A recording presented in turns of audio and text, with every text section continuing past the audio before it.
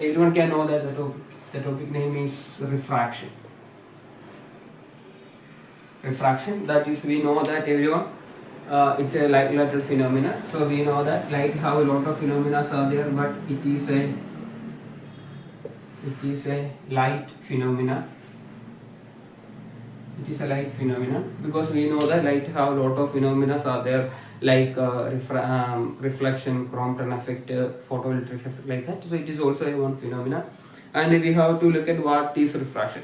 So what is refraction mean? No? So when you imagine if a light is traveling from, so it is the bending of light. It goes from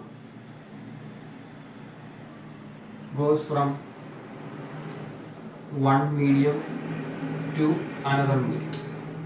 Okay, so that we can say that what is refraction. So once again I will tell you about refraction. So refraction means when you imagine that a light is going from a one medium to another medium, or traveling from a one medium to another medium. Okay, for example, air to water, like that. Two different medium we need, compulsorily we need. That is one of the condition of refraction also. So at that time what will happen? No, when the light enter one medium to another medium, at the surface of separation what will happen? The path of the light will be changed. Okay, that phenomenon is known as actually refraction. So diagrammatically, if you show that, I will show you that how it is. Very simply, we can show that. Imagine you have a separation. You can take it as a one medium as air, another medium as water, something like that. Okay. Then you imagine this is the surface of separation, SOS. Okay. Then you have a ray of light is coming to the surface, and okay, we will imagine that maybe the light will take this path.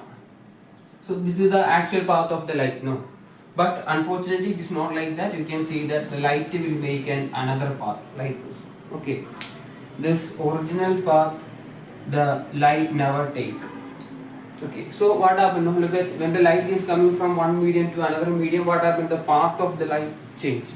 Okay, so this phenomenon is called as what? Refraction. Not a reflection. This is called a refraction. Okay, and this refraction we can different medium we can try on here. For example, with the air and the glass also we can try. Okay, that same thing will be happen. Glass and even glass water also you can try. Different medium we can try this. Okay, so the refraction phenomena will be happen 100%. But at the same time, suppose you are taking a same medium. For example, you are taking air and air here, and air here now. Is refraction never happened here? It will take the same path. So this is the like simply what you are saying now. What is refraction? So on the basis of that, we have to go for a law is there related to the refraction, that is called laws of refraction. Laws of refraction. This is laws of refraction is very important in refraction. So again I am drawing the same diagram. A ray of light is coming, that is entering into one medium, and it will make a path, and here I am modifying with a little bit. One another thing I am also extra adding here, that is a line perpendicular to the plane. Okay, or surface. That line we can call it as normal. Okay. Then here I told you here we have two set of rays are there. Here one is incoming ray. That incoming ray is also known as with another, that is called incident ray. Okay, that is a coming light. That is called incident ray. And one another ray is there, that is after reflection one another ray is going, that is also known as with another ray, that is called a refractor ray. Okay, so we will get the two rays, and on the basis of this we have to get some angles and something here. Okay, so like for example, with the first one with the incident ray and normal, here we will get an angle. This angle is known as angle of incidence. Angle I is called angle of incidence. angle of incidence. And also we get another angle here, that is called the angle of refraction.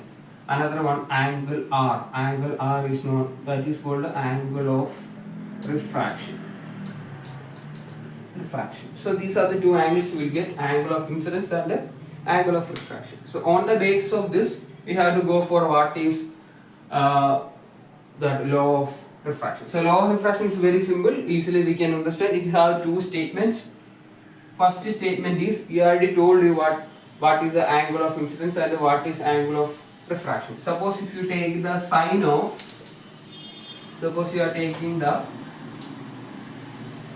sine of angle of incidence divided by the sine of angle of refraction, you will get a constant, this n. This constant name is known as refractive index. Refractive index. This is called the refractive index.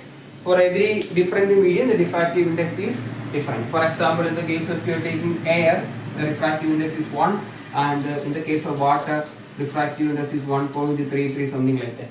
Okay, like that we can. So it's a constant for different media, it is constant. Okay, so this is the first statement in the law of refraction, and this is also known as with another name, that is called Snell's law. Snell's law, because it's a Dutch scientist, he discovered this one, that's why his name is something Snell's, something like that is name, that's why the name is given here, that is called Snell's law. So this is the first statement in the laws of refraction, and another one more statement is there. That statement is very simple only, easily we can understand that statement. That is second statement. Here what we can say that, no, this incident ray, normal, refracted ray, all are lying in the same plane. Look at there, all are lying in the same plane. Look at this one, this one, this one. Okay, so incident ray, normal, refracted ray, all are lies in the same plane. So this is the second statement in the laws of refraction. So these two statements are making what, the laws of refraction. Okay, so this is about the laws of refraction, and we have to discuss here one more thing about the refraction, that is two kind of refractions are there. That also we have to discuss, two kind of refractions. So first one, we can imagine we have a rarer medium. So you have a rarer medium and we have a denser medium. Okay.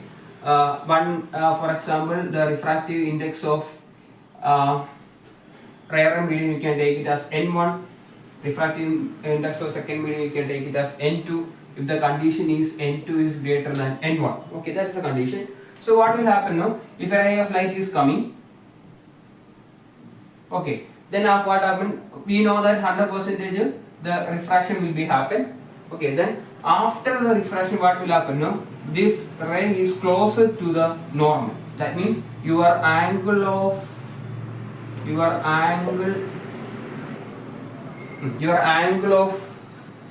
refraction is much lesser than angle of incidence. So this is the first case. Okay, when a ray of light is traveling from a rarer medium to denser medium, this is the one kind of refraction will be happen. And another one, reverse this. We can reverse the condition. Okay, we have a denser medium and as well as a rarer medium. So if you go for the N1, N2, if you are taking N1 is greater than N2. Okay, at that case, if the same thing, a ray of light is coming to the medium, okay, then we have a normal and everything.